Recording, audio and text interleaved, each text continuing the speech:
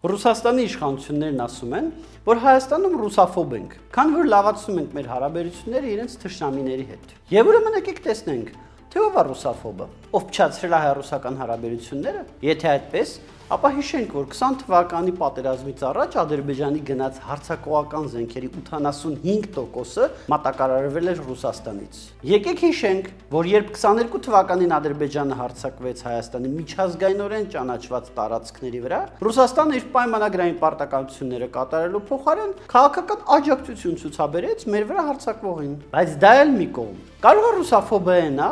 ով 100 հազարավոր ռուսների է սպանել հանուն հարևան երկրի դեմ ագրեսիվ ու անիմաստ պատերազմի։ Ամեն օր մի քանի 100 ռուսի մսաղած ուղարկելով սպանելը ռուսաֆոբիա չի։ Կարող է ռուսաֆոբը նա, ով հողին է հավասարեցնում արևելյան ու հարավային Ուկրաինայի, առավելապես ռուսախոս մարդկանցով, իսկ երբեմն հենց էթնիկ ռուսներով բնակեցված գյուղերն ու քաղաքները։ Ու այդ ինչքան է Պուտինը ատում ռուսներին, որ իր երկրի 100 հազարավոր քաղաքացի ռուսների կյանքի գնով հարևան երկրում ապրող միլիոնավոր ռուսների կամ ռուսախոսների տներն ու բնակավայրերն է քանդում։ Այդ ռուսաֆոբության մաստեր կլասը։